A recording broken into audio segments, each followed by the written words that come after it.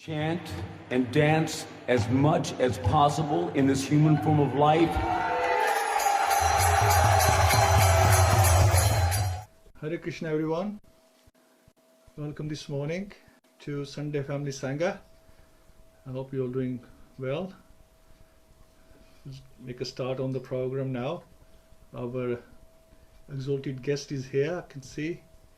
So let's welcome him first of all. And first of all, I want to thank Audarya Gaurachandra Prabhu for arranging this. And as we welcome His Grace Arjun Sakhā Prabhu, he's a wonderful devotee. And he also has an equally wonderful devotee brother, as we know, as Amarendra Prabhu. So fantastic family. And Arjun Sakhā Prabhu is a disciple of His Holiness Radha Govind Goswami Maharaj. And as we know that Prabhu has devoted his time and energy in learning Shripa's teachings and sharing them in the form of classes and seminars, not just to here, to the worldwide community. So doing amazing service for Srila Prabhupada. And Prabhu has a master's degree in information systems from the USA and works for Microsoft. Wonderful. So today's class is lessons from the life of Maharaj Prataparudra. So let's welcome our Prabhu with 3 Haribos, please. Haribol, Haribol, Haribol. Jai, welcome. Dandas Pranam Prabhuji. Haribol. Hare Krishna. Just a quick sound check. Is my voice audible? Perfect. Thank you so much, Narayan Keshav Prabhu. Thank you so much, Audarya Gaurachandra Prabhu, for very kindly having me once again back at the service of the devotees at ISKCON, Birmingham. And just before I start, I just want to make this announcement as well that I'm not at the place where I generally give my kathas. I'm not in Seattle. I just came to India a few days back, probably just 48 hours back. So please do not be surprised if I go off to sleep while speaking, because I'm still trying to get over the jet lag, still trying to get over the sleep cycle and the food cycle. So this is just a small disclaimer, a small caution, so that if you see the speaker sleep, it's purely based on jet lag and nothing else. And also at the place where I am right now, sometimes the internet is flaky. So I just hope that during our discussion, Chaitanya Mahaprabhu makes sure that the internet is perfect and there are no interruptions or there are no disruptions during this discussion. Hare Krishna.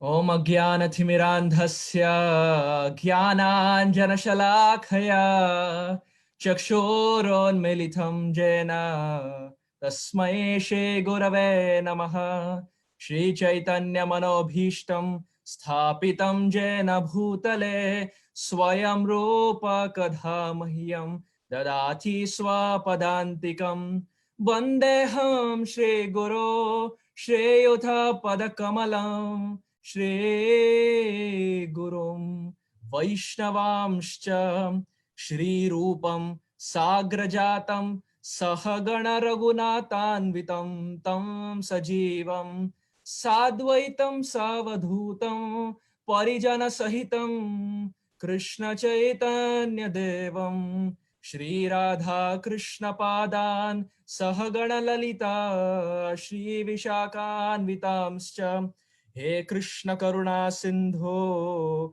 Dina Bandhu Jagatpate Gopesha Gopika Kantha Radha Kanta Namostute Tapta Kanchana Gaurangi Radhe Vrindavaneshwari Vrishabhanostute Devi Pranamami Hari Priye Nama Om Vishnupadaya Krishna Presthaya Bhutale Shrimate Bhakti Vedanta Swamin iti namine Namaste Saraswati Deve Gauravani Pracharine Nirvishesha Shunyavadhi Paschatya Deshatarine Jaya Sri Krishna Chaitanya Prabhu Nityananda Shri Advaita Gadadhara Srivasadi Gaura Bhakta Vrinda Hare Krishna Krishna Krishna Hare Hare Hare Rama Rama Rama Hare Hare Gurave Gaurachandraya Radhikaya Tadalaye Krishnaya Krishna Bhaktaya Tadbhaktaya Namo Namaha Anandalila Maya Vigrahaya Hemaba Divya Chavi Sundaraya Tasmai Mahaprema Rasapradaya Chaitanya Chandraya Namo Namaste Chaitanya Chandraya Namo Namaste Chaitanya Chandraya Namo Namaste. Hare Krishna. So I once again extend my heartfelt gratitude to all the leaders, all the organizers at ISKCON Birmingham, and to all the devotees who have kindly participated here. Before I begin, I want to offer my obeisances at the lotus feet of all the devotees and beg for your prayers and best wishes so that I may speak favorable words in the glorification of Shri Chaitanya Mahaprabhu and his associates. Kindly accept my very humble obeisances. Vancha kalpatarubhyascha kripa sindhubhya evacha patitanam pavanebhyo vaishnavebhyo namo namaha. Also, lastly, I would want to express my gratitude to Srila A.C. Bhaktivedanta Swami Srila Prabhupada, from whose Bhaktivedanta purports we would be discussing today's topic of discussion, that is lessons from the life of Maharaj Prataparudra. And also I would want to prostrate my head multiple times at the lotus feet of Param Pujyapat Srila Radhanath Swami Maharaj, whose 70th Vyas Puja we are celebrating today in India and also in the most parts of the world. So I want to express my gratitude to Srila Prabhupada, all the disciples of Srila Prabhupada, and also Srila Radhanath Maharaj, whose most holy Vyas Puja is being celebrated today. In the Sri Chaitanya Charitamrita, in the 10th chapter of the Madhya Leela, as we know, the whole Chaitanya Charitamrita is divided into the Adi Leela, the Madhya Leela, and the Antya Leela.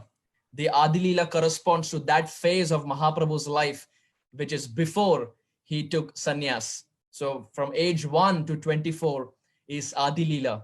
And from the age of 24 to age 30, for the next 6 years, is the middle chunk of Chaitanya Charitamrita, which is called the Madhya Leela, where Mahaprabhu traveled extensively to different parts of India to spread the cult of Harinam Sankirtan.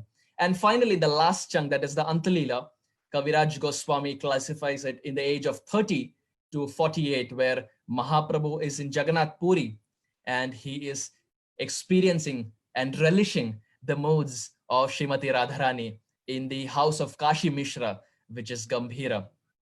So in the middle section, that is the Madhya Leela, in the 10th chapter, Kaviraj Goswami very beautifully starts the chapter by quoting a verse. Kaviraj Goswami says, Tam vande gaura jaladham swasya yo darshanamritaihi vichedava glahamlana bhakta shishyani ajivayat. He is comparing Gauranga Mahaprabhu to Tam vande gaura jaladham. So jaladham means a cloud. Many times we see even Krishna is addressed as the black, bluish black, rain-filled, freshly formed cloud. So Kaviraj Goswami here is addressing Gauranga Mahaprabhu as the cloud. But what is the complexion of this cloud? Gaura Jaladam. He is a golden cloud. Now it's very interesting why Mahaprabhu is addressed as a cloud here. Because in the last two lines, he says that the associates of Chaitanya Mahaprabhu are compared to the grains that are there on the field. We see if there are grains that are there in the field, and if there is no rain, if the field and the grains are bereft of rain, then what happens? Naturally, these grains are scorched and parched, and they're burnt by the heat, excessive heat of the sun. So Kaviraj Goswami here is saying that the associates of Chaitanya Mahaprabhu, they are like the grains who are scorched in the separation of Gauranga. Why? Because this is that section where Chaitanya Mahaprabhu has left Jagannath Puri to go to South India to meet Rai Ramananda. Because all the while, Mahaprabhu, who is Srimati Radharani, has met everyone, but Rai Ramananda, who is Vishaka Sakhi, has not been met yet. So Chaitanya Mahaprabhu makes this plan. He devises a plan where he leaves Jagannath Puri to go to South India, especially to meet Rai Ramananda. So now in this section, Chaitanya Mahaprabhu is not there in Puri, and for the devotees, that is too much. It's almost like a thunderbolt to their heart. So that is why Kaviraj Goswami is saying that the devotees here are scorched in the separation, the fire of separation from Gauranga Mahaprabhu. We find, if you go 2 chapters behind, in the 8th chapter of the Madhya Lila, which is the famous Rai Ramananda Samvad, there we find Chaitanya Mahaprabhu is asking various questions to Ramananda Roy, and Ramananda Roy is giving beautiful answers to Chaitanya Mahaprabhu. But one of the questions, dear devotees, that Mahaprabhu is asking that, oh Rai Ramananda, of all the distress, of all the suffering, of all the anxiety that is there in this world, which is the highest form of anxiety? Dukha madhye kona dukha hai guru tara. Mahaprabhu is asking, of all the sufferings, which is the highest form of suffering? At that time, Rai Ramananda gives such a beautiful reply. Rai Ramananda says, Krishna Bhakta Viraha Vina Dukha Nahi Dekhi Para. Oh my dear Lord, oh Gauranga Mahaprabhu, oh Shachinandan Gauranga Mahaprabhu. There are various forms of anxiety, there are various forms of distress, there are various forms of suffering. But if you ask me, the greatest form of suffering is when the devotees are separated from the Lord, or when we are separated from the devotees of the Lord. That is the highest form of suffering. When we are separated from Chaitanya Mahaprabhu, when we are separated from his associates, and when we are separated from his pastime places in the form of Navadvip, in the form of Puri, in the form of Vrindavan Dham, Rai Ramananda says, my dear Lord, this is the greatest form of anxiety. The other day, I remember I was talking to Audarya Prabhu, and Audarya Prabhu was making this point that he said, Prabhu, for the first time in probably a decade, for the first time in 10 years, it's the case that I have not gone to Vrindavan. And he was saying that, Prabhu, every Kartik I'm in Vrindavan, I'm there in front of Radha Shyam Sundar. I'm there in the 24-hour Kirtan Mandali. I see various pastime places, but first time, because of these unprecedented COVID times, I'm not able to go to Vrindavan. And I could literally sense the teachings that Rai Ramananda is giving, that for a devotee, the greatest suffering or the greatest anxiety is when he's separated from the pastime places, or when he's separated from the Lord. So what to speak of the associates of Chaitanya Mahaprabhu who were seeing Gauranga face to face every single day? How would they have felt when Chaitanya Mahaprabhu left Puri in order to go to South India? So that is why the Shastras, they describe that there are 4 types of most unfortunate people. If the unfortunate people of this world have to be categorized, the Shastras say that there are 4 types. And if you fall in any one of those categories, then it is considered very bad or very inauspicious or very unfortunate. So what are those 4 categories? The Shastras very beautifully, they say, Mam anaradhya dukkharta kutumba saktamanasa satsango rahito martya vriddha seva parichyuta. The Shastras say the first category is Mam anaradhya dukkhartha.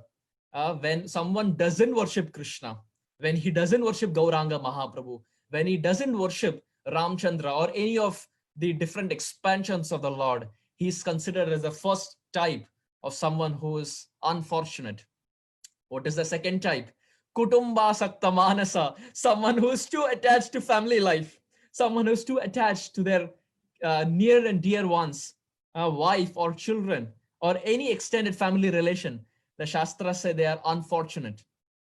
Third, Satsango Rahito Martya. The third type is when people are bereft of satsang, when they do not get sadhu sangha, when they do not get association of like-minded or advanced devotees. That is also considered unfortunate. And finally, the 4th point, Vriddha Seva Parichyutaha, when one does not get the opportunity to serve superiors, when one does not get the opportunity to serve advanced devotees in the form of Siksha Gurus, Diksha Gurus, or our counselors, or any devotee for that matter. The Shastras say if someone falls in any of those categories, it is very unfortunate. but we are so indebted to Srila Prabhupada that we are serving Krishna. We are not bereft of Sadhu Sangha because of Prabhupada's mercy. All of us, even though we are in different parts of the world, I may be in India and the devotees are in Birmingham, but by Prabhupada's mercy and divine arrangement, we are still having Sadhu Sangha in the form of Gaur Hari Katha.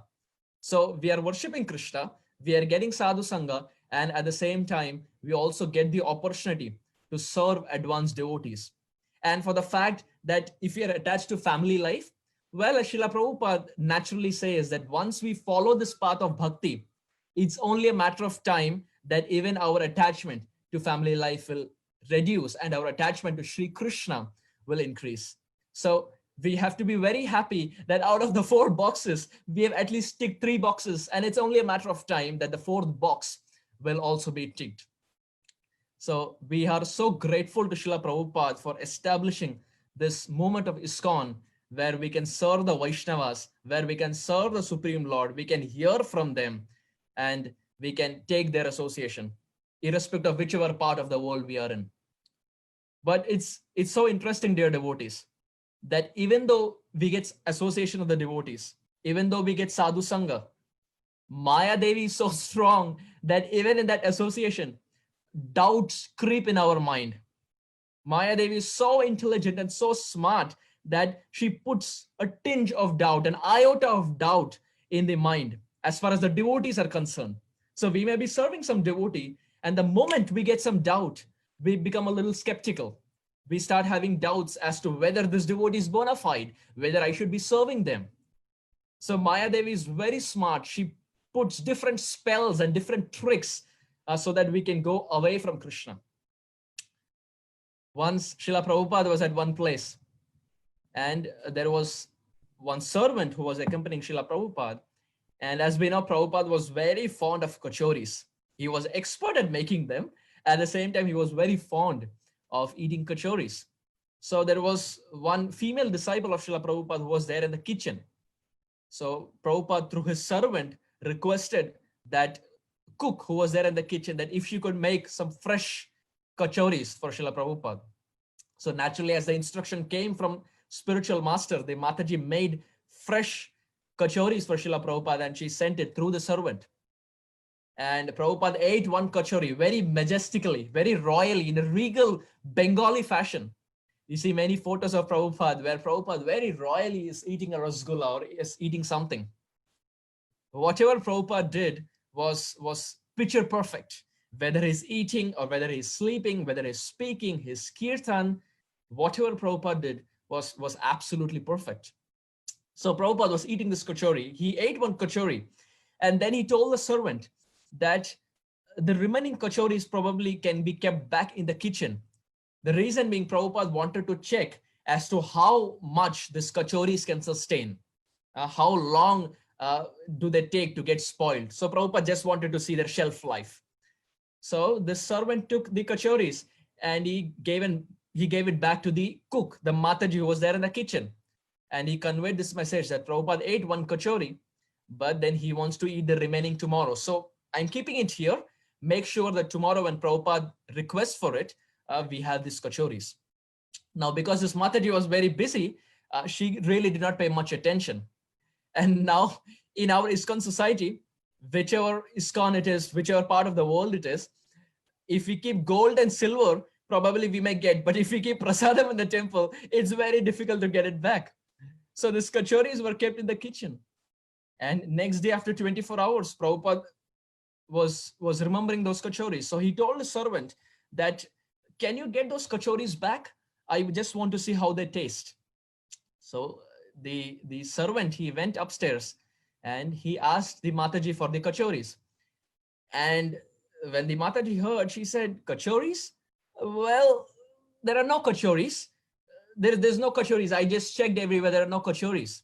So the servant said that yesterday I kept the kachoris here and I told you that Prabhupada wants those kachoris. So now this Mataji, she did not know what to say. She was completely stumped. She was completely taken aback. So she said that go and tell Prabhupada that a cat ate it. Go and tell Prabhupada that one cat came and cat ate it. So this servant, he went And he told Prabhupada that, Prabhupada, the cook, your disciple, she's saying that the kachoris were eaten by a cat. So when Prabhupada heard this, Prabhupada said, the person who's saying that the cat ate it, surely that person would have eaten it. She is going on the defensive by saying the cat has eaten, but I am very sure that she would have eaten it.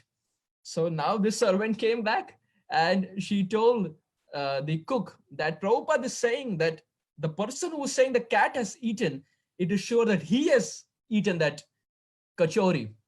So now when Mataji heard this, she was taken aback and she went in the defensive, and she was thinking, and she even vocalized by saying that, well, I have not done anything. I did not eat the kachoris. How is Prabhupada saying this? I did not do anything. So she went on the defensive. She went on the background. And then she said that, what is the issue? Prabhupada wants kachoris, right? So why not I make it again for Prabhupada? So she went downstairs to the Govindas and she bought all the dough that is required to make kachoris. And then she made hot kachoris and sent it through the servant. And when these kachoris came to Prabhupada, Prabhupada ate 1, 2, 3. And Prabhupada was so happy that Prabhupada sent a message that these kachoris are better than the kachoris that were prepared yesterday. These are more tasty than yesterday. And then the Mataji, in her realization, she was saying that the realization that I got was sometimes Maya is so strong that doubts arise. Even when we are there in the association of spiritual master or Srila Prabhupada, Maya is so strong that doubts arise in the mind. So we are fortunate that we have got association, but Maya's power potency is so strong that if you are not alert, it's only a question of time that we'll be swayed away from this path of bhakti. So we have to be very alert that this enthusiasm should not go down. Otherwise, it's only a question of time that Maya Devi will just kick us away from the devotee Sangha. So here at this point, dear devotees, Chaitanya Mahaprabhu has left Jagannath Puri, and the devotees are scorched in his separation. They are burning the fire of separation. And at that time, the king of Orissa, by the name Maharaj Prataparudra, he comes to Sarvabhauma Bhattacharya. Now we have all heard the name of Sarvabhauma Bhattacharya as to how he was very scholarly, but then Chaitanya Mahaprabhu smashed all his arguments after hearing from him for about 7 days. So here Maharaj Prataparudra is coming to Sarvabhauma Bhattacharya, and Maharaj Prataparudra is making this point by saying that, oh Bhattacharya, I have heard that a very exalted sannyasi has come here to Orissa. I've heard that very exalted sannyasi by the name Sri Chaitanya Mahaprabhu, Sri Gauranga Mahaprabhu has come here to Jagannath Puri. Is it possible? Can you arrange a meeting of mine and Sri Chaitanya Mahaprabhu? Can I meet Gauranga? Because I have not met him in the past, but you have met him and you also know me. So can you introduce both of us? I would want to meet Gauranga and take his blessings. So interesting point, dear devotees, that Chaitanya Maharaj Prataparudra is the king of Orissa. But still, when he is meeting Sarvabhauma Bhattacharya, he is not ordering. He is not enforcing the point that I have to meet him. But in fact, in a very submissive way, he's teaching us the basic idea of Vaishnava etiquette. He's very submissive when he's talking to Sarvabhauma Bhattacharya and making this point that, can you arrange a meeting? Can I meet Chaitanya Mahaprabhu? I know you can do it, but it is my humble request. Can I meet Gauranga? So in this way, Sarvabhauma Bhattacharya is being asked by Maharaj Prataparudra. So when Sarvabhauma Bhattacharya hears this, he tells Maharaj Prataparudra that, oh Maharaj, oh Raja, whatever you have said is right. The Supreme Lord as Gauranga, he came to Jagannath Puri. He came to Sri Kshetra Puri Dham to see Purushottam De, that is Jagannath, Baladev and Subhadra. Gauranga was here at this place, but I am sorry to tell you, O King, that he just left few days back to go to South India. He just left a few days back to meet Rai Ramananda in the banks of Godavari. So unfortunately, I am sorry, I cannot arrange a meeting of yours with Chaitanya Mahaprabhu. But don't worry, once he comes back, I will arrange something. So when Maharaj Prataparudra hears this, he is perplexed. He's confused. He's scratching his head. And he tells Sarvabhauma Bhattacharya that, oh Bhattacharya, Jagannath Puri is the sum total of all the dhams. It is the best of all the dhams. So why would anyone leave the best of all dhams, that is Jagannath Puri, to go to another dham, that is South India?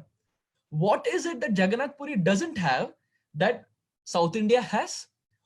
In fact, all the associates are there here in Jagannath Puri. So why did Gauranga go there? And even if he went, oh Sarvabhauma, didn't you stop him? Didn't you make an endeavor? Didn't you convince him by saying that Jagannath Puri has everything? Why did you allow him to go, oh Sarvabhauma? Didn't you stop him? If you would have stopped him, then I could have taken his association. So in this way, Maharaj Prataparudra is making this point in front of Sarvabhauma Bhattacharya. And when Sarvabhauma Bhattacharya hears this, he says that, oh Raja, do you think that I didn't make an endeavor? Of course I did. I tried my level best. I tried to convince Gauranga Mahaprabhu. In fact, Kaviraj Goswami makes this point that Sarvabhauma Bhattacharya tried everything possible. He in fact even told Chaitanya Mahaprabhu, Shire Vajrapadi, Putra Mari Jai.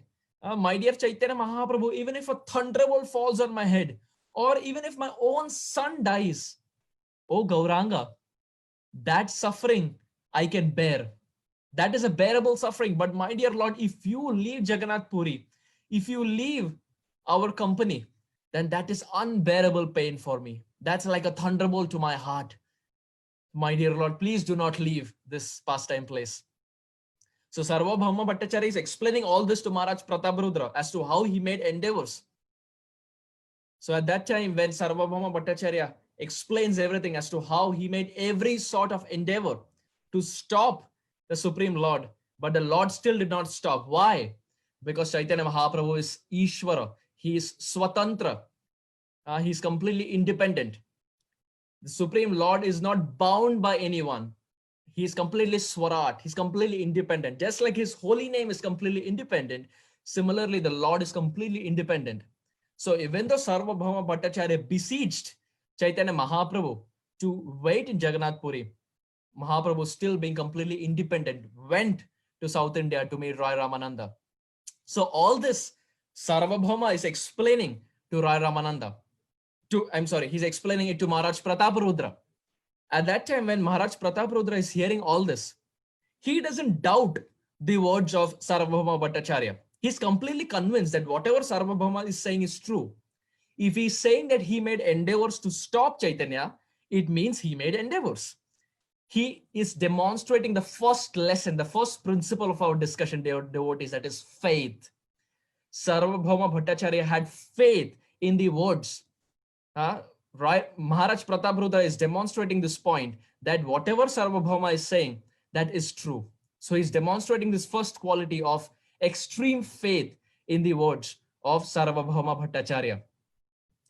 Srila Prabhupada was once in Vrindavan. This was 1975-1976. So he was in Vrindavan and he was meeting with the local Brajavasis. And Prabhupada made this point that my disciples are so surrendered to me that even if you give them 1 crore rupees, still they will not leave me. They love me so much that even if you give me 1 crore, they will not leave me. So when the Brajavasis heard this, all of them started clapping. And when the disciples heard this, they also started clapping. So at that time, Prabhupada turned and he said, stop. No one has given you 1 crore yet. But I have faith that even if someone gives you 1 crore, you will not leave my lotus feet. So Prabhupada himself was glorifying the faith of his disciples. We see in the Bhaktivedanta hospital in Mumbai, there is one ward called as the Teton ward, which is named after Giriraj Maharaj's family. Giriraj Maharaj's last name is Teton. And because Giriraj Maharaj comes from a very exalted and a very aristocratic family, one of the rooms or one of the nursery in nursing homes in the Bhaktivedanta hospital is named as the Teton Nursing Homes. So once it so happened that the father of Giriraj Maharaj, he came to meet Srila Prabhupada. And because he was coming from a very aristocratic family, his father, it is said, he was so rich that when he departed this world, he was the Attorney General for the United States. So we can imagine if someone is the Attorney General, he would be having so much wealth and so much opulence. So Giriraj Maharaj's father was the Attorney General for the United States, so much so that when he departed this world, there was a 21 gunshot salute. There was American flag on his chest when he departed this world. So when he came to meet Srila Prabhupada, he gave a blank check to Prabhupada and said that whatever amount you want to fill in, you can fill in this check, but make sure you give my son back. I want my son back. And I'm giving you this blank check, whatever you want to fill, you can fill. So when Prabhupada heard this, Prabhupada said that I don't want your blank check. You can try convincing your son. If he wants to come with you, you can definitely take him. I am not stopping, but I don't want the blank check. You can speak to your son. If he comes with you, he can go. I have no objection. So the father was very excited. He went to Giriraj Maharaj and he said that, why don't you come with me? Your teacher, your spiritual master has also given the permission. So when Giriraj Maharaj narrates this, when he heard this, Giriraj Maharaj made this point that, oh father, whatever I gained with you in the last 20 years, I am gaining much more with Srila Prabhupada in just 5 minutes. I am gaining much more with Prabhupada in 5 minutes than what I gained with you in 20 years. So my dear father, I'm extremely sorry, but I cannot come with you at this point. So the mother and father, the parents, they were perplexed. They didn't know what to do.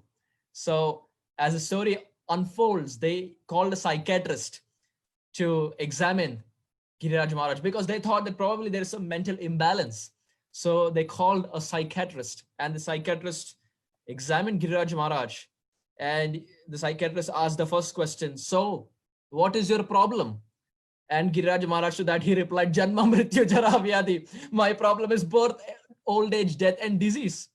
So every question the psychiatrist was asking, Giriraj Maharaj was answering with one verse of the Bhagavad Gita.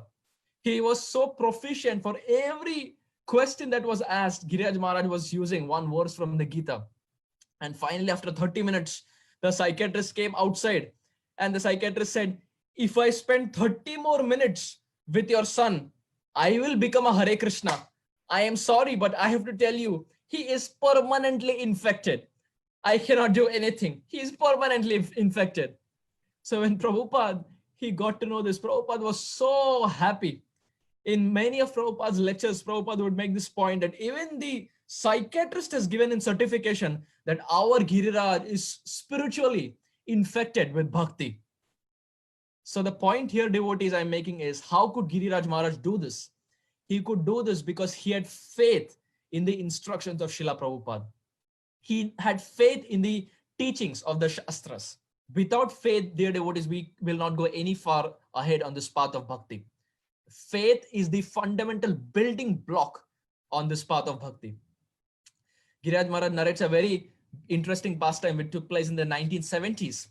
He had gone to one person's house who was very rich, coming from a very affluent, very aristocratic family. So Giriraj Maharaj was in his home and he was showing different things that he has got from different parts of the world. He was showing how I've got this from London, how I've got this from Australia, how I've got this from the United States, how this is the rarest jewel, and so on and so forth. So he gave a complete demonstration of his whole palace he had. So at the end of that discussion, Giriraj Maharaj made this point that why don't you do some donation to our ISKCON projects? Why don't you become our life member? So when this person heard this, he said, well, I could have become a life member, but unfortunately I have no money. I have no money to become a life member. So I'm extremely sorry. And Giriraj Maharaj was saying that it was so baffling because here was a person who had a palace and who had all the opulent things in his house, but he refused to give one 1,111 rupees, which was the life membership fees during those days. So he said, I'm sorry, I do not have that much money, but if you want me to give you something, I can give you my car, my new car that I've just purchased with a chauffeur for 3 hours in the evening. I can do that much for you, a new car with a chauffeur for 3 hours in the evening. So now when Giriraj Maharaj heard this, he agreed. Giriraj Maharaj said, okay, give me your car for 3 hours, that will suffice. So when Giriraj Maharaj got the car, he immediately told the chauffeur, take the car to the Birla house. So the car was taken to the Birla house. And when they reached the gate of the Birla house, the guard opened. And when the guard opened the gate, he saw a brand new car and there was a chauffeur. So he thought, oh, must be a very important person, maybe a very important person, delegate who has come here to the Birla house. So he didn't ask any questions. He just opened the gate and zoom, Giriraj Maharaj stormed into the Birla house just because of that car. So he entered into the Birla house. And interestingly, that day, there was no one at the house, but the grandson by the name Chandrakant, he was there. And he was a young boy who was only 5 years old. So he was there in the house. So he opened the house and Giriraj Maharaj was speaking to him. And he was asking as to where this, what the child does, where he goes for school and so on and so forth. And finally, after the end of the discussion, Giriraj Maharaj gave some prasadam that he was carrying to this child. And he told this child that, can you tell your grandfather that I had come? Can you tell him that the Hare Krishna uncle had come? So he said, yes, I will tell him, don't worry. And then Giriraj Maharaj left. And it was 1 week later that there was no news. He did not get any call. He did not get any news. So the reason Giriraj Maharaj went to the Birla house is because he wanted to collect donations for the ISKCON projects. So after 1 week, he did not get any phone calls. So he again called up the Birla house. And this grandson, Chandrakant, he lifted the phone. And he said, oh, who's on the call? And Giriraj Maharaj said, oh, do you remember 1 week back I came, Hare Krishna uncle, I gave you some prasad. So the child said, yes, I remember you had come. So Giriraj Maharaj later continued by saying, your grandfather did not get in touch with me. Is it possible? Can you arrange my discussion with him? We are doing an ISKCON project, so we need some donation. Can you arrange something? So this small child, he was so intelligent. He said that, yes, my grandfather should definitely give you something. You are so nice by nature. You came and gave nice sweets. You gave nice chocolates to me. You're such a nice person. I will definitely tell my grandfather to give you something. Your Hare Krishna uncle, you're very nice by nature. Giriraj Maharaj narrates this. So after a few weeks, the grandfather, that is Birla, he called up Giriraj Maharaj. And Giriraj Maharaj narrates that during those days, he gave a check for 50,000 rupees. This was 1970, dear devotees, which probably corresponds to about 5 lakh Indian rupees at this moment. So Giriraj Maharaj was making this point that how did he get all this money? He got money because he had faith in the teachings of Prabhupada. Prabhupada would always make this point that whatever anyone is providing, whether it is a car, whether it is a chauffeur, whether it's a 5-year-old child, whether it's an 80-year-old adult, whoever, whatever, whenever, whatever the circumstances, whatever they can offer, accept it. Never decline, because we never know what Krishna's arrangement is. So Giriraj Maharaj was narrating that 5 lakhs helped in many of the Mayapur projects and the Vrindavan temple projects. So he could do that because he had faith in the teachings of Srila Prabhupada. So the point I'm making, dear devotees, is Maharaj Prataparudra is demonstrating the same point. He's having faith in the words of Sarvabhauma Bhattacharya. He says, Raja kahe bhatta tumi vigya shiromani, tumi tara Krishna kahe tate satyamani. He says, Raja kahe bhatta tumi, oh bhatta, you are vigya shiromani. You are the crest jewel among the scholars. You are the crest jewel amongst the learned associates. Tumi tara Krishna kahe, if you are saying that Chaitanya is God, and if you are saying he's independent, tate satyamani, I take that as truth. I don't doubt your words, because if you are saying it, I take that as truth.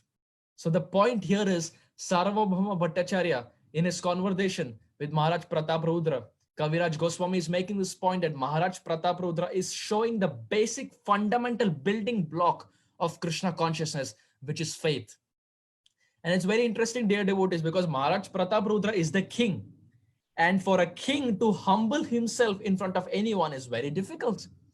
We see in this world, if someone is coming from a very aristocratic family, or if he holds a very high power in this world, if he's some CEO or some political person, it's very difficult for them to bow down in front of anyone else. But Maharaj Prataparudra is not like this. He is the king, but he's also having this Vaishnava quality. He's very submissive. At the same time, very important, he's having faith. And this is Varnashram, dear devotees, Varnashram dependence, where the Brahmanas, they serve Krishna. The Kshatriyas, they serve the Brahmanas. The Vaishyas, they pay tax to the Kshatriyas. And finally, the Kshudras, they're employed by the Vaishyas. So in this way, there is proper dependence. And finally, all of them are interdependent and they're dependent on Sri Krishna. The Brahmanas are serving the Lord and remaining all three classes are serving each other. So this is proper Varnashram dependence. So Maharaj Prataparudra is the king, while Sarvabhauma Bhattacharya is the Brahmana. And according to the Varnashram dependence, the king is actually being subordinate to Sarvabhauma Bhattacharya. So this is the first lesson, the first principle, dear devotees, in this discussion. Maharaj Prataparudra is having tremendous faith, akhanda nishtha, in the words of Sarvabhauma Bhattacharya. If Bhattacharya is saying Mahaprabhu is God, and if Bhattacharya is saying he's independent, that means he has to be God and he has to be independent. No questions, period, full stop. He has complete faith. So this is the first point. Second, Maharaj Prataparudra, as the discussion progresses, Maharaj Prataparudra demonstrates a second quality and very important quality, which is eagerness or enthusiasm. Maharaj Prataparudra, he says, Punarapi iha tara hoile agaman, ek bar dekhi muri safala nayan. He says that ek bar dekhi muri safala nayan, the perfection of my eyes will be when I see Gauranga Mahaprabhu. When these eyes see Chaitanya face to face, eye to eye, cheek to cheek, Maharaj Prataparudra says, that is the perfection of these eyes. Punarapi iha tara hoile agaman. Oh, Bhattacharya, please tell me, when will he again come back to Jagannath Puri? You told me that he has gone to south, but please tell me, my heart is yearning, my eyes are yearning to see the golden honey-faced dancing Lord. My eyes will be perfected when I can see Shachinandan Gauranga Mahaprabhu. And very interesting, Maharaj Prataparudra doesn't want to see Gauranga because of some material gain.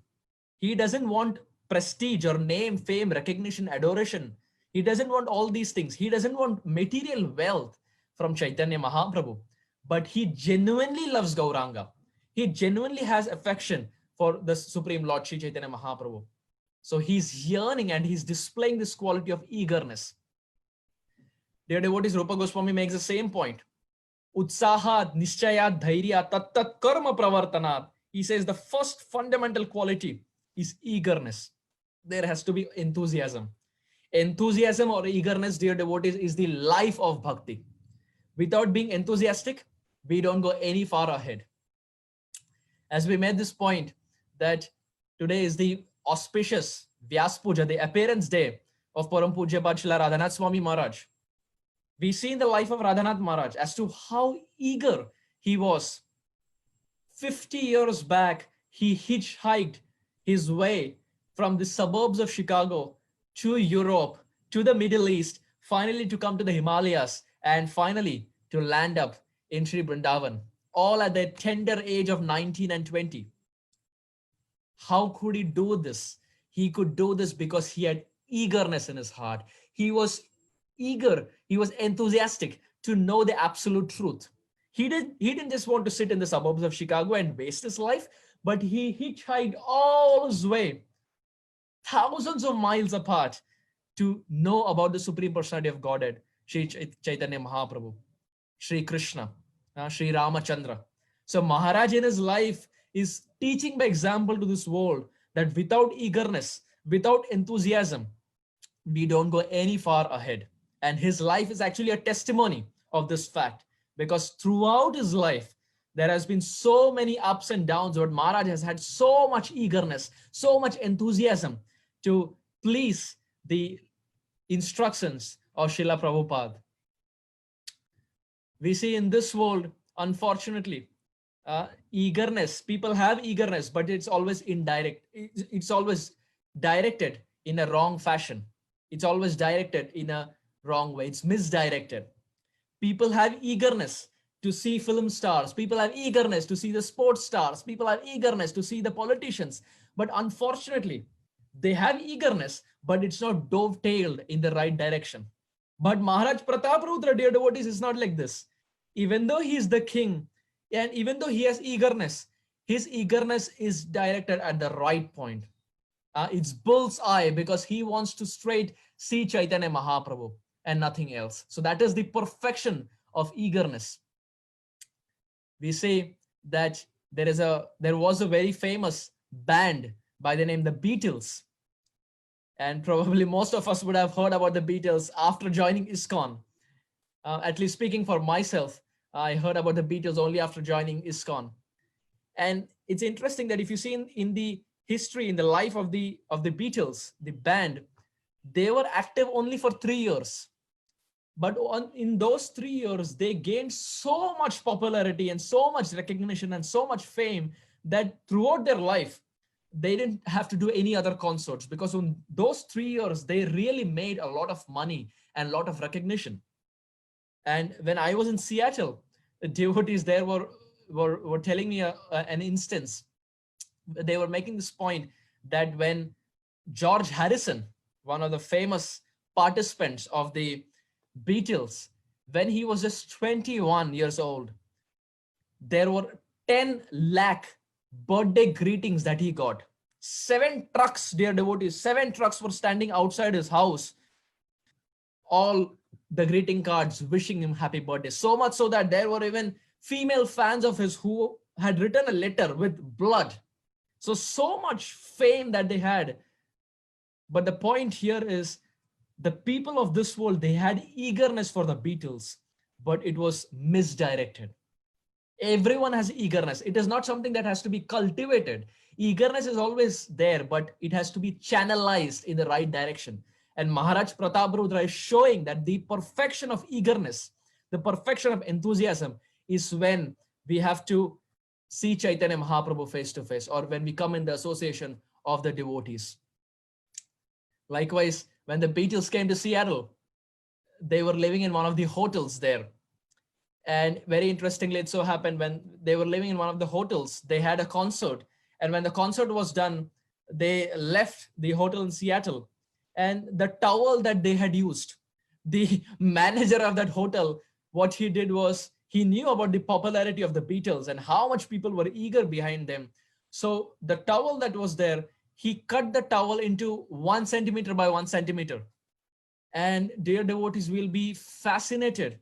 We will be baffled to know that each 1 centimeter by 1 centimeter towel were sold for $5,000. So much so that the manager of the hotel, the owner, he made $1 million just by selling the towel that was used by the Beatles. And the devotees in Seattle were telling me this point, that people of this world have eagerness. They have so much eagerness. They are ready to spend $1 million just on the towel used by the Beatles. But unfortunately, it's misdirected. The eagerness is there in the heart, but it is in a dormant state. Similarly, there are very famous drummer by the name Ringo Starr. He was living in Liverpool. I'm not sure how far or how near is Liverpool from Birmingham, but it's a well-known fact that the drummer Ringo Starr was living in Liverpool. And once it so happened that there were about 250 people standing on the door of this drummer, that is Ringo Starr. And Ringo was not in home. He had gone somewhere outside. So his mother opened the door, and she was perplexed because there were 250 people standing outside the door. So she looked at them and she asked, may I know why all of y'all are here? And those 250 people, they said that we want to see the room where Ringo grew up. We want to see how the atmosphere was. We want to see all the circumstance. We want to hear his katha, Ringo katha. We want to hear. So can we enter into the house? We want to see all those things. So the mother, she agreed. And they all went to the room where Ringo Starr, as a child, he grew up. And they were all seeing the bed. They were kissing the bed. They were embracing the bed. It's almost like they had all the ecstatic symptoms seeing the room of Ringo Starr. And the mother, she gave a cookie to all of them. And it's so interesting that none of them ate the cookie, but they all took the napkin and put the cookie in that napkin. And they said that we will remember that this was the gift. This was the prized possession that we got from the house of the great drummer Ringo Starr. So all of them in their cloth, they kept all the cookies that they had received from the house of Ringo, the Mahaprasad of Ringo Starr. So the point I'm making, dear devotees, when I heard this, I was thinking to myself, on one end, we have people of this world who are fascinated and crazy behind the Beatles, where they are ready to write letters to George Harrison with blood, and where they're ready to wrap the cookie in cloth. And on the other end, extreme end of the spectrum, we have devotees like Maharaj Prataparudra, who are yearning to see Chaitanya Mahaprabhu, which is the perfection of all the eagerness. So this is the second point, dear devotees. First is he had faith in the instructions of Sarvabhauma Bhattacharya. He had faith that Chaitanya Mahaprabhu is Krishna himself. He is Swayam Bhagavan. Brajendra Nandana Je Sachi Suta Hoilo Se Brajendra Nandana Se Sachi Suta Hoilo Se Balarama Hoilo Nitai Balarama Hoilo Nitai Vrajendra Nandana Je Sachi Suta Hoilo Se. As our acharyas also make this point, Brajendra Nanda Je Sachi Suta Hoilo Se. The Brajendra Nandan, the Vrindavan Krishna, has come down as the son, the darling son of Sachi Mata, Sachi Nandan. And Balaram Hoilo Nitai, that Balaram of Dwapar, has come down as Nityananda Prabhu. So this is the first point, dear devotees. Maharaj Prataparudra is having faith in the words of Sarvabhauma Bhattacharya. And second, he is demonstrating the principle of eagerness, enthusiasm, which is the life of bhakti. And now when he has understood the whole circumstance, he tells Sarvabhauma Bhattacharya that, oh Bhattacharya, is there some service that I can do from Chaitanya Mahaprabhu? Can I help him in some way? Will you offer me some service? I can do whatever you want. Please instruct me. Is there something that I can do? Can I arrange some food? Can I arrange some house to stay? Can I arrange from some servants who can fan Chaitanya Mahaprabhu? Is there something I can do for the Lord? Please instruct me. So at that time, Kaviraj Goswami describes that Sarvabhauma Bhattacharya, he told Maharaj Prataparudra that, oh Raja, the Supreme Lord is on his way. He's coming to Jagannath Puri anytime. So my humble request is, if you can arrange a place for the Supreme Lord to stay, that will be the best service that you can offer. We are trying to search a place, but you being the king, you know all the geography perfectly. You know who can serve the Lord in which way. So if you can provide a place for Gauranga to stay, that will be the perfection. So the moment our Maharaj Prataparudra, he hears, he immediately says, yes, Kashi Mishra's house is the best. Kashi Mishra's famous house of the Gambhira, a very small room. Many of the devotees would have seen when they've gone to Jagannath Puri. It's a very small room. Of course, now it's renovated, but still it's a very, very small room. Just like we have Shamanand Prabhu's room in Radhasham Sundar temple in Vrindavan. Similarly, Chaitanya Mahaprabhu, when he lived in Gambhira, it was a very small room. So that room was arranged by Maharaj Prataparudra. He said, yes, Kashi Mishra's house, the Gambhira is the perfect place. Gauranga can stay there. I will talk to Kashi Mishra, don't worry. So when Kashi Mishra gets to know that Chaitanya Mahaprabhu is coming to his house, Gauranga is going to stay in his house, he becomes completely ecstatic. His hair is standing on end, his teeth is chattering, throat is parched, skin has gone pale, and he's rolling on the ground, crying out, Gauranga, Gauranga, Gauranga. Chaitanya is going to stay in my house. Just imagine, dear devotees, that if we get a call from our spiritual master that from tomorrow, for about 6 months or a year, our spiritual master is going to stay with us for 24 hours a day. How excited we will be. We will try to make every possible endeavor so that the spiritual master can be pleased and he can have a good time, and we will try to take as much sadhu sangha as possible. So what to speak of the Supreme Lord coming and staying in the house?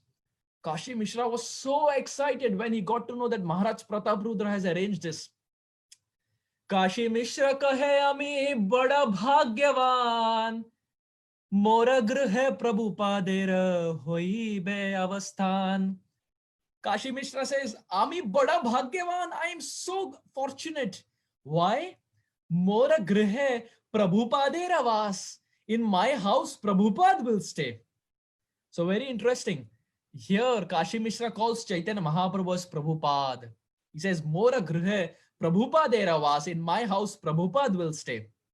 So there we find Prabhupada, our Srila Prabhupada writes a purport to the word Prabhupada. He gives in detail as to what the meaning of Srila Prabhupada is. And Prabhupada makes this point that the word Prabhupada is a generic term. It's a general term. Just like we have Prabhu, we have Audarya Prabhu or Narayan Keshav Prabhu. So Prabhu is a general term that is used. And similarly for the Mataji, we have females, we have Mataji. So it's a general term. Similarly, Prabhupada is a generic term. But what is the meaning of Prabhupada? Well, Prabhupada is that personality at whose lotus feet all the Prabhus take shelter. That personality who gives shelter to all the Prabhus of this world is Prabhupada. So sometimes Prabhupada was criticized that he has taken this name from Bhakti Siddhanta Saraswati Thakur Prabhupada. But Prabhupada uses this verse in that purport to clarify that Prabhupada is a generic term. Anyone who gives shelter to millions of souls around the world at his lotus feet, he is called as Prabhupada. So very beautiful. In that verse, Prabhupada very nicely explains the meaning of Prabhupada, and he says that Chaitanya Mahaprabhu is addressed as Prabhupada. Similarly, Nityanand Prabhu can also be addressed as Prabhupada. Similarly, Advaita Acharya can also be addressed as Prabhupada. That personality who gives shelter to all the Prabhus of this world is called as Prabhupada. Very beautiful. When I was growing up in ISKCON Juhu, there is a very famous disciple of Prabhupada by the name Haridas Prabhu. Now, all of us would be aware that many years back, there was a serial by the name Atma that would air on television, Atma serial, where various scholars like Srila Bhakti Vikas Swami Maharaj and His Grace Gauranga Prabhu and many other devotees like Devakinandan Prabhu, etc. Every day in the morning, they would speak on the Atma serial. So it was aired by the ISKCON television, and Haridas Prabhu is the head of ISKCON television. So it was his brainchild. It was his idea of coming up with this Atma serial. So Haridas Prabhu gives a very interesting story from his interactions with Srila Prabhupada. Unfortunately, it so happened that when Haridas Prabhu was small, he was abandoned by his family. He was abandoned by his parents. So when Haridas Prabhu was living at ISKCON Juhu, for many years he was living at ISKCON Juhu, and in about 1975, 1976, Srila Prabhupada, he told him that, oh Haridas, it is my instruction that now you have lived in ISKCON Juhu for many years. I want you to travel around the world and preach. Travel around the world and preach. Whatever I taught you, please travel around and preach this instruction. So Haridas Prabhu said, yes, Prabhupada, I will do it. 1 week passed, and Prabhupada saw that Haridas Prabhu was still there in ISKCON Juhu. So he asked Haridas Prabhu, he called him and said, I gave you an instruction 1 week back to travel around the world and preach, but I still see you here. What's the matter? So when Haridas Prabhu heard this, he said that, Prabhupada, unfortunately, I have no passport. So then Prabhupada said, then make a passport. That's not an excuse. Make a passport. So Haridas Prabhu said, Prabhupada, unfortunately, in that form, they are asking for father's name. And my father abandoned me when I was small. My family rejected me. So unfortunately, I don't have any proof of who my father is. And I don't even know what my father's name is. And without my family's name, without my father's name, I will not get any passport. And naturally, Prabhupada, if I don't have a passport, how will I preach? So that's the reason I'm here. So when Prabhupada heard this, he said, get the form. In a very royal Prabhupada way, he said, get the form. So Haridas Prabhu got the form, and Prabhupada looked at the whole form and he took up his pen. And in the section where father's name was given, Prabhupada, he took his pen and he wrote, A.C. Bhakti Vedanta Swami Prabhupada. And he gave it to Haridas Prabhu and said, from today, I'm your father. Go and submit this, get a passport, and preach around the world. So Haridas Prabhu said, yes, Prabhupada. And he went. So there was one servant who was standing. And that servant, he told Prabhupada, Prabhupada, you don't even know him. You don't even know his background. And you gave the father's name as Bhaktivedanta Swami Prabhupada. What if there are any legal problems? What if there are any legal consequences? Prabhupada, it's possible that you may go behind bars. You did not even check anything. So when Prabhupada heard this, Prabhupada picked up his passport. And in Prabhupada's passport, the father's name was Bhaktisiddhanta Saraswati Prabhupada. And Prabhupada looked at him and said, Evam parampara praptam. Prabhupada was teaching the example that he, in his passport, had written the father's name as Bhaktisiddhanta Saraswati Thakur. And he was giving it in tradition that even for Haridas Prabhu, in his passport, he gave the name as A.C. Bhaktivedanta Swami Prabhupada. And it's so interesting that if you see Haridas Prabhu's passport, or ration card, or Aadhaar card, or PAN card, or any of those documents, everywhere the father's name is A.C. Bhaktivedanta Swami Prabhupada. Everywhere. All his documents, it's A.C. Bhaktivedanta Swami Srila Prabhupada. So Haridas Prabhu was saying that he is actually Prabhupada because he gave shelter to me. Haridas Prabhu was making this point that for any normal person of this world, it's very unfortunate if he is abandoned at birth, if he doesn't have a father. But Haridas Prabhu was saying, I am so fortunate that not just as a spiritual father, but even as far as legal papers are concerned, I got Srila Prabhupada as my father. And he was saying Prabhupada is really Prabhupada because he gave me shelter at his lotus feet. So there at that purport, Prabhupada is making this point that Prabhupada is that personality who gives shelter to all the Prabhus of this world. And Kaviraj Goswami is addressing Chaitanya Mahaprabhu as Prabhu. Mora grihe Prabhupadera vas. In my house, Prabhupada will stay. So at that time, Chaitanya Mahaprabhu has just arrived at Jagannath Puri. And when Chaitanya Mahaprabhu has arrived at Jagannath Puri, the devotees are so ecstatic.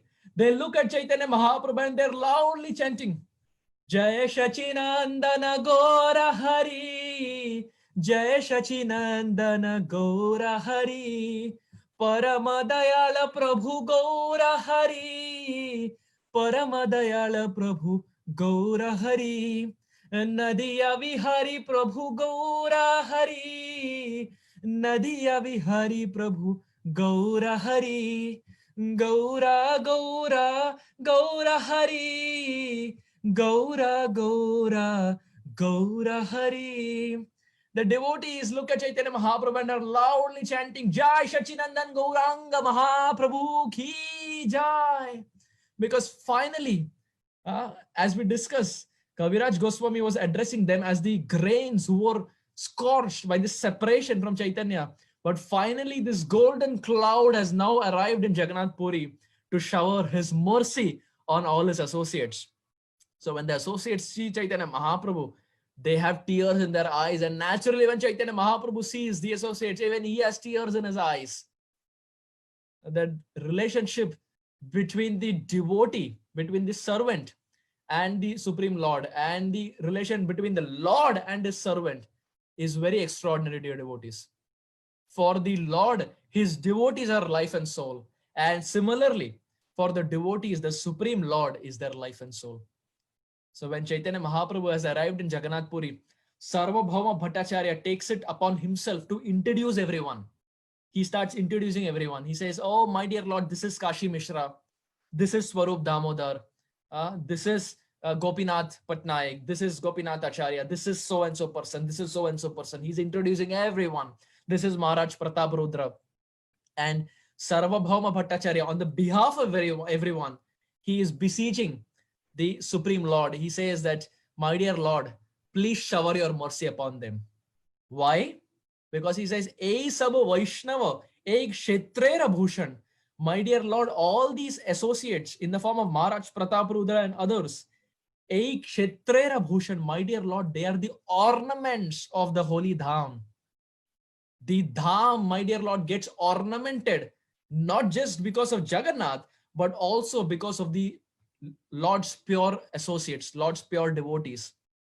Our acharyas make this point that if the pastime places like Jagannath Puri are considered the body of the Supreme Lord, then these devotees, they are the abhushan, they are the ornaments who decorate the Supreme Lord. So beautiful. So Sarvabhauma Bhattacharya is explaining all this to Chaitanya Mahaprabhu in order to convince the Lord that, my dear Lord, please shower your mercy on all these associates, including Maharaj Prataparudra. Because Maharaj Prataparudra was a king, and Chaitanya Mahaprabhu, being a sannyasi, was always keeping a distance from Maharaj Prataparudra. And Maharaj Prataparudra tried everything to get Chaitanya Mahaprabhu's attention. But Mahaprabhu would shower his mercy to everyone, but just not to Prataparudra Maharaj, because he was a king. So he would try everything possible to get Chaitanya's attention. And now Sarvabhauma Bhattacharya was the middleman. He was trying to convince Gauranga that, my dear Lord, please shower your mercy. Why? Ei Sava Vaishnava, Ei Kshetrera Bhushan. My dear Lord, they are the ornaments. That is why it is said, dear devotees, that when we go to the pastime places of the Lord, like Vrindavan, like Mayapur, like Jagannath Puri, it's good to see the pastime places. But more important is to hear from the exalted Vrajrasik sadhus who are present in that place. Because when we are there in different parts of the world, like Birmingham or India or Seattle, we have the association of devotees. But when we go to Vrindavan, there are few Vrajrasiks whom we don't get association on a daily basis. So real Dham Vas or real Yatra of Dham is not just visiting places, but to see these devotees and to hear Hari Katha and Hari Kirtan from them. So the sadhus are the real ornaments of these pastime places. So Sarvabhauma Bhattacharya is explaining all this to Chaitanya Mahaprabhu. And he's making this point that, my dear Lord, there may be hundreds of designations. Some may be a wife, some may be a husband, some may be a son, some may be a banker, some may be an engineer, some may be a doctor. There may be different designations, different hats that we wear. But Kaviraj Goswami and Sarvabhauma Bhattacharya are making this point that we should never underestimate anyone and everyone. Why? Because these devotees are so exalted that in their mind, they're always thinking about the lotus feet of Chaitanya. They may be in different occasions. They may be in different occupations. They may be in different occupations. They may have different work that they're doing, but their mind is always absorbed in the lotus feet of Gauranga. So Maharaj Prataparudra, who is not getting the darshan of Chaitanya Mahaprabhu, it is Sarvabhauma Bhattacharya who is trying to convince Gauranga to accept Maharaj Prataparudra and all other associates by showering his mercy. So in this way, dear devotees, we find that Maharaj Prataparudra here, to get Chaitanya Mahaprabhu's attention, he's wanting to do service. He is providing the house of Kashi Mishra so that Chaitanya Mahaprabhu is pleased and he showers his blessing. So this is the third important principle, dear devotees, from the life of Maharaj Prataparudra, that is service. Service is the perfection of bhakti. We have eagerness. That eagerness in the association of devotees translates into faith in the form of lines on a rock. Our faith increases so much that irrespective of whatever the situation is, we don't shake. Our faith never shakes. And that faith later translates to service. We find that in the Ramayana, we have a great personality by the name Lakshman, who was the brother of Maryada Purushottam Sri Ramachandra. And Valmiki in Valmiki Ramayana makes a very interesting point. He says, Sarva Priya Karatasya Ramasyapi Sharirata Lakshmano Lakshmi Sampanna Bahir Prana Iva Para. Valmiki, in his Valmiki Ramayana, he makes this point that Sarva Priya Karatasya Ramasyapi Sharirata. Lakshman is that personality who would go to any extreme to serve the Supreme Lord Ramachandra. And Lakshmano Lakshmi Sampanna. He is Lakshmi Sampanna. He is filled with opulence. And Bahir Prana Ivapara. As we know, there is prana that we all carry. There is life air. But Valmiki is making this point, Bahir Prana Ivapara, that for Lakshman, he had his internal prana, but his Bahir Prana was Ramchandra. And likewise for Ramchandra, Ramchandra had his internal prana, but his Bahir Prana was Lakshman. So Lakshman and Ramchandra were so close to each other. It's so interesting that we all are very familiar with the trajectory of Ramayana. And we find in Ramayana that it was Kaikeyi who requested Ramchandra to go in exile. He was asked to leave. And Dasharath Maharaj, the boon that was there, Dasharath Maharaj, he had a stone in his heart, with a heavy rock in his heart. He somehow told his son that, my dear son, you may have to leave. Ramchandra was being coronated, but he said that, my dear son, you have to leave for 14 years and go to the forest. At that time, Lakshman was not asked to go. It was Ramchandra who was asked to go. But we find that Lakshman also accompanied with Ramchandra. He did not switch sides. He did not think to himself that, probably I should have been with Bharat, because now Bharat is going to be he's going to be the king. So probably I made a wrong choice. I invested in the wrong company. The company has now failed. Lakshman did not think like this. Dear devotees, Lakshman was not an opportunist. He did not switch sides. He was so loyal to Ramchandra that in spite of all the fluctuations, in spite of all the ups and downs, he always wanted to be with Ramchandra. In this world, we find that the moment there are some ups and downs, we immediately switch sides. We switch our loyalty from one person to another person. We see that what this person can give me. If he cannot give me anything, then naturally he is rejected. But Lakshman, dear devotees, Valmiki Ramayana says that he was not like that. He was not an opportunist. He was not asked to go to the forest, but still he gave up his wife. He gave up the kingdom. He gave up the royal food. He gave up the royal dress. And like a mendicant, he went behind Ramchandra. So there is an important question now, that we said Lakshmano Lakshmi Sampanna. Lakshman is filled with opulence. But what is that? What opulence does he have? Because there are no clothes, there are no food, there is no wife, there is no kingdom. He's living in a thatched roof, thatched hut. What opulence? So there, dear devotees, Valmiki Muni makes this point that Lakshman had the opulence of the service of Sri Ram. That was the opulence that Lakshman carried in his heart. Lakshman is teaching by example that we may have ups and downs in life. There may be situations where we get profit, and there may be situations where there is loss. Things may keep fluctuating and things may keep changing. But there is one thing that no power on earth can take away from us. That is the service to the Vaishnavas, service to the Supreme Lord. Service is something that can never be snatched away from anyone, dear devotees. We may lose our job, we may lose our family members, we may lose our house, things may come and go. But Lakshman is teaching that service to the Lord and service to devotees, that is the real opulence that the soul is hankering for.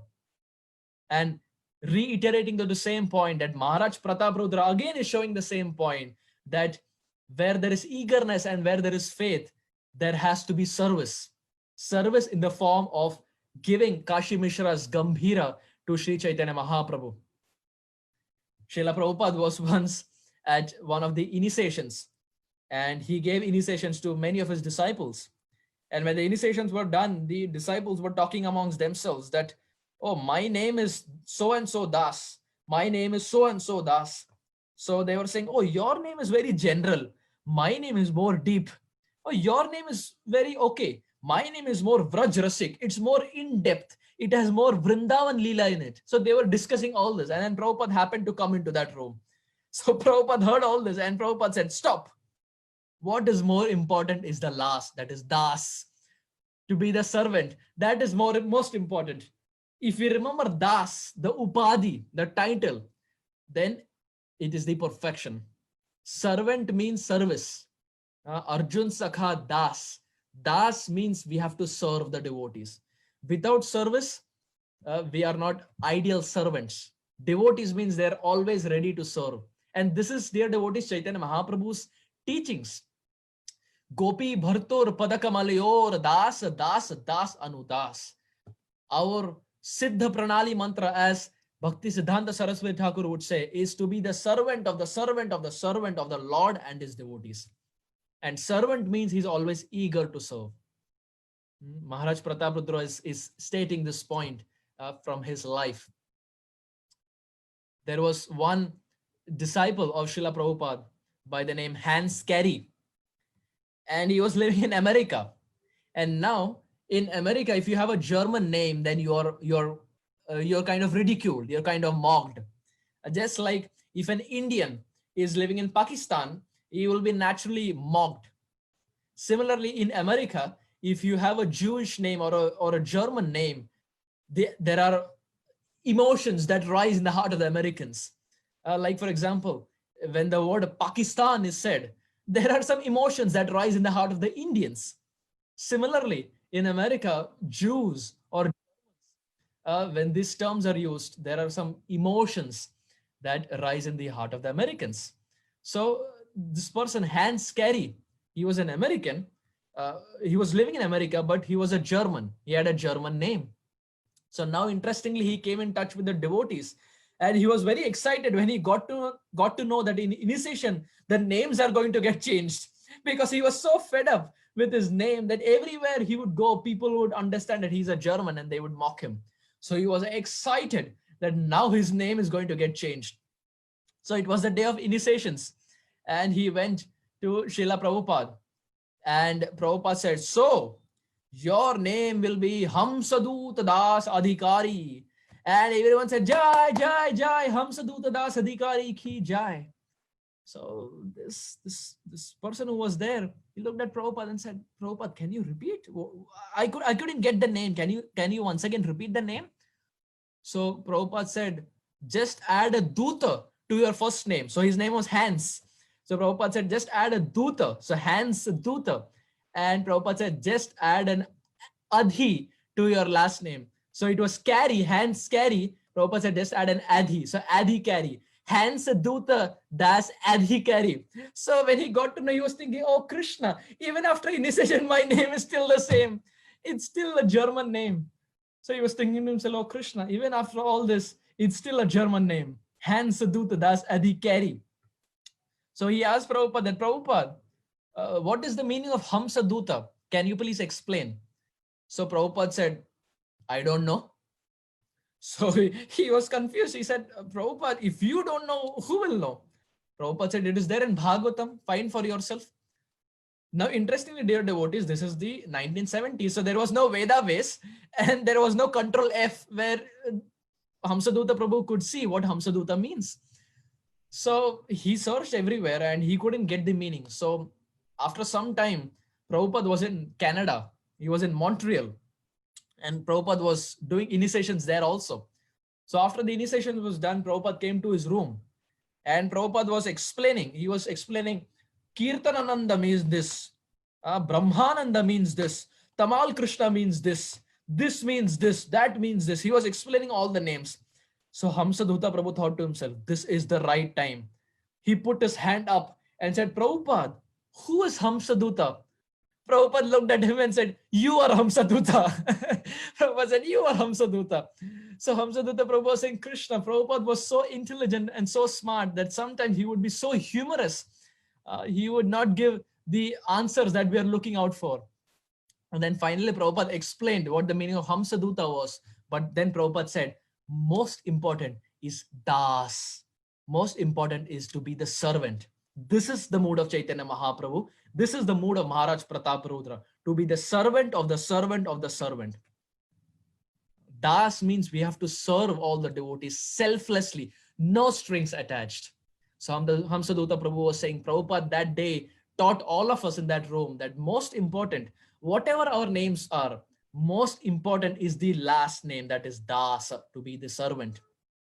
So Lakshman here is again teaching by example. Lakshmano Lakshmi Sampanna Bahir Prana Ivapara. For Lakshman, he was Lakshmi Sampanna. He had the opulence of serving the Supreme Personality of Godhead, that is Ramchandra. And likewise, they have the another brother who is Bharat. What does Bharat mean? Bhara Vahati iti Bharat. That personality who held the burden of being the king of Ayodhya in the absence of Sri Ram is called as Bharat. We see for Lakshman, the service of Ramchandra was his opulence, and the opulence that came naturally to Bharat, that was a burden. Why? Because there was no service unto the lotus feet of Ram. He was separated from Sri Ram. So very interesting, Valmiki Muni in Ramayana, he makes this point that for Lakshman, the opulence was to serve Ramchandra. That was his opulence. Lakshmana Lakshmi Sampanna. And for Bharat, the kingdom, the opulence, the people that he got selflessly without any efforts. He got it effortlessly. But for him, that was burden. Why? Because there was no service. So Lakshman and Bharat from the Ramayana are also teaching the same point, that devotee means service. Service to the Lord, service to the Vaishnavas. So this is the third principle, dear devotees.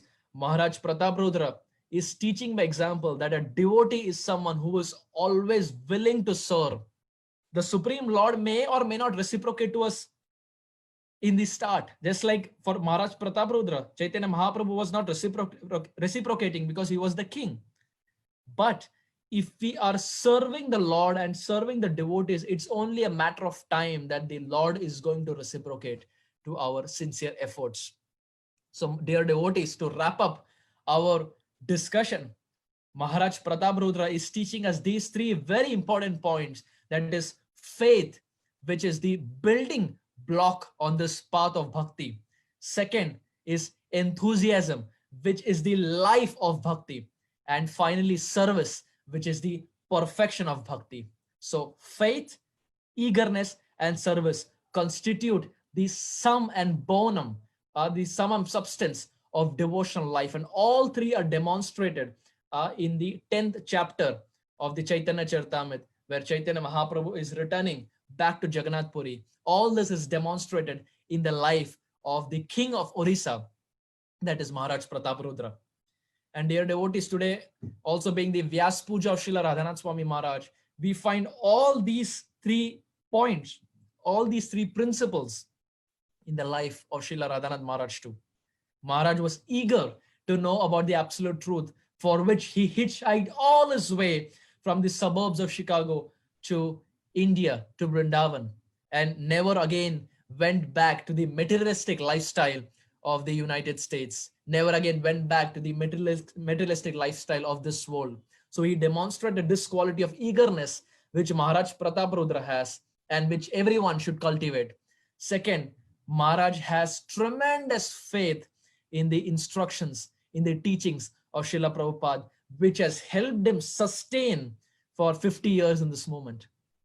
Because dear devotees, without having faith, no one can sustain in Krishna consciousness. And to remain a celibate monk, a sannyasi for so many years, it only shows the point at how much akhanda faith, how much shraddha he has in the teachings of his Guru Maharaj Srila Prabhupada.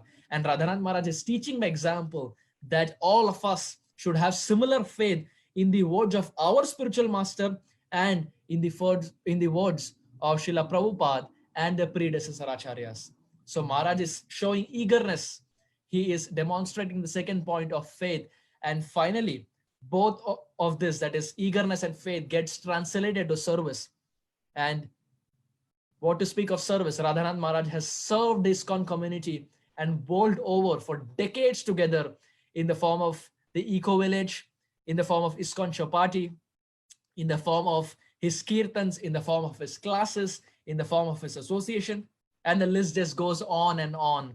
And even till date, even in this unprecedented COVID times, Maharaj is ready to share, he's ready to serve Hari Katha and Hari Kirtan to all the different congregations of this world. And he's teaching by example that we may be in whichever part of the world we are, but a devotee is someone who is always enthusiastic, he's always eager. Second, he's always having faith in Shastra, Guru, Sadhu, Shastra. A devotee is someone who has faith in Guru, Sadhu, and Shastra. And finally, these 2 points get translated to service. Service to Hari, service to Guru, and service to Vaishnavas, which is the essence of Krishna consciousness. So, to wrap up, dear devotees, Maharaj Prataparudra is demonstrating these 3 principles.